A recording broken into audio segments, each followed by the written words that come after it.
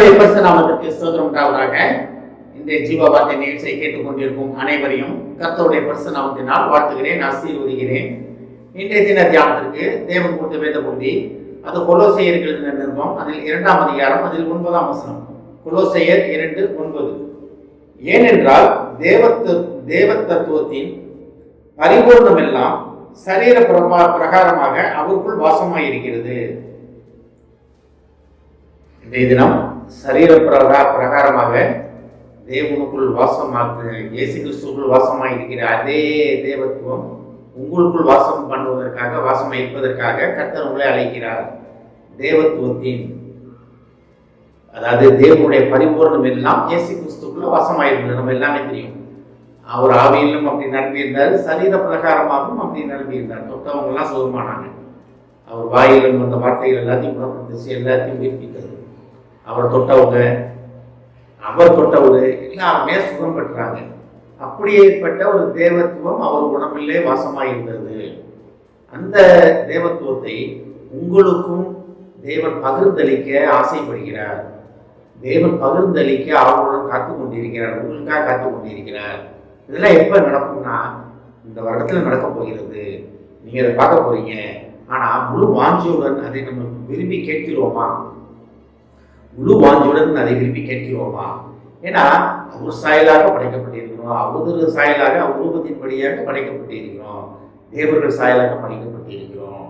அப்ப பைபிள்ல இன்னொரு இடத்துல பேதுரு சொல்ற, இப்ப பவுல் சொல்றாரு என்னன்னா, நீங்க வேத வசனங்களை ஏற்ற விதமாக பெற்றுக்கொண்ட நீங்கள் தேவர்கள் என்று அறியீர்களா அப்படின்றாரு. அப்ப தேவதூதர்களும் நியாய தீர்ப்பீர்கள் என்று அறியீர்களான்னு கேட்கிறாரு. அப்ப இதெல்லாம் எப்ப நடக்கும்னா, அந்த தேவத்துவத்தின் மகிமை உங்கள் மேல் பிரகாசிக்கும் பொழுது, அதான் அடிக்கடி இந்த ஒரு வசனத்தை சொல்லி, எழுப்பி பிரகாசம் மகிமை வந்தது, கர்த்தருடைய மகிமை உண்மையில் உதித்தது. அதாவது உதித்து விட்டது, உதிக்க போகிறோம்னு சொல்லலாம். கர்த்தருடைய மகிமை, தேவத்துவத்தின் மகிமை உங்கள் மேல் உதிப்பதற்கு, உங்கள் மேல் வாசம் பண்ணுவதற்கு காத்து கொண்டிருக்கிறது. நம்ம இதே கதவை திறந்து கொடுக்காம தேவன் நமக்குள்ள வாசம் பண்றாரு. உண்மைதான். பழைய ஏற்பாட்டு காலம் வேற, புதிய ஏற்பாட்டு ரத்தம், இயேசு ரத்தம் தெளிக்கப்பட்ட காலத்தில் வாழ்ற நம்மளுக்கு அது நல்லாவே தெரியும். நமக்குள்ள வாசம் பண்ணிக்கிறார். ஆனா நம்ம கதவை திறந்து விட்டா தான் வெளியே வர முடியும். நம்ம கதவை திறந்து விடாம அவர் உள்ளே அடைச்சி வைத்திருக்கிறோம். வீட்டுக்குள்ள இருக்க இதை அடைச்சி வச்சுட்டு கூட்டி சாவிட்டானே வீட்டில் இருக்கவங்க யாருமே வெளியே வர முடியாது. அப்படி ஒரு சூழ்நிலையில நமக்குள் வாசம் பண்ணுகிற கர்த்தாவை, பிதாவை நம்ம அடைத்து வைத்திருக்கிறோம். ஏன்னா அது நமக்குள்ள இருப்பதை நம்ம உணர்வதில்லை, அது விசுவாசிப்பதில்லை. நமக்கு என்ன போராட்டங்கள் இருந்தாலும் பரவாயில்ல, என்ன கஷ்டங்கள் இருந்தாலும் பரவாயில்ல, அப்புறம் உங்கள் மூலமாக செயல்பட நீங்கள் அனுமதிக்கும் போது தேவத்துவத்தின் பரிபூர்ணம் எல்லாம் உங்களுக்குள்ளே செயல்பட ஆரம்பிக்கும். பரிபூர்ணம்னா நம்ம எல்லாமே தெரியும், அதுக்கு மேலே ஒன்றுமே கிடையாது.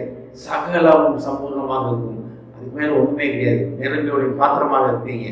அப்படி உங்களை நிரப்புவதற்காக கர்த்தர் காத்து கொண்டிருக்கிறார். வசனத்தை திருப்பி படிக்கிறேன் பாருங்க. ஏனென்றால் தேவத்துவத்தின் பரிபூர்ணம் எல்லாம் சரீர பிரகாரமாக அவருக்குள் வாசமாயிருக்கிறது. அப்ப அவர் உங்களுக்குள்ள வாசமாயிருக்கிறார். அப்ப உங்கள் மூலமாக தேவத்துவத்தின் பரிபூர்ணம் எல்லாம் வெளிப்பட வேண்டும். அதான் நம்மளை படைத்த பிதாவின் நோக்கம். நம்ம எவ்வளவு நாள் அவர் மூலமாக செயல்படுவதை தடுத்து கொண்டிருக்க போகிறோம். இதை கேட்டுக்கொண்டு தேவ பிள்ளைகளே, இந்த தினம் ஒரு முடிவு கொடுப்போம். என் இதே கதவை திறந்து முடிக்கிறேன். பரிபூர்ணத்தின் தேவத்துவத்தின் பரிபூர்ணமாகிய கர்த்தர் எனக்குள் வாசம் பண்ணுகிறார். அவர் என் மூலமாக செயல்படுவதற்கு நான் திறந்து வருகிறேன் அப்படின்னு உண்மையை முழுமையாக அவற்றில் சமர்ப்பிப்போம். ஆமென். ஜெபிப்போம். எங்களை அதிகமாக நேசிக்கும் அன்பின் பரலோக பிதாவே, தேவத்துவத்தின் பரிபூர்ணம் எல்லாம் சரீரமாய் அவருக்குள் வாசமாய் இருந்தது என்று நாங்கள் அறிந்து கொள்ள மாட்டோமே. அவர் எங்களுக்குள் வாசமாயிருப்பதை நாங்கள் புரிந்து கொள்ள மாட்டோமே. தேவத்துவத்தின் பரிபூர்ணம் எல்லாம் எங்கள் மூலமாக வெளிப்படுவதற்காக காத்துக் கொண்டிருப்பதை நாங்கள் உணர்ந்து கொள்ள மாட்டோமே. நாங்கள் மறைந்து தவறை நீர் எங்கள் மூலமாக வெளிப்படுவதற்காக நாங்கள் எங்களை முற்றிலுமாக உம்மத்தில் சமர்ப்பிக்கிறோம். எடுத்து பயன்படுத்தணுமாப்பா. கேட்டுக்கொண்டு ஒவ்வொருவரையும் ஆசீர்வதிக்கிறோமாப்பா. ஒவ்வொரு குடும்பத்தையும் ஆசீர்வதிக்கிறோம்.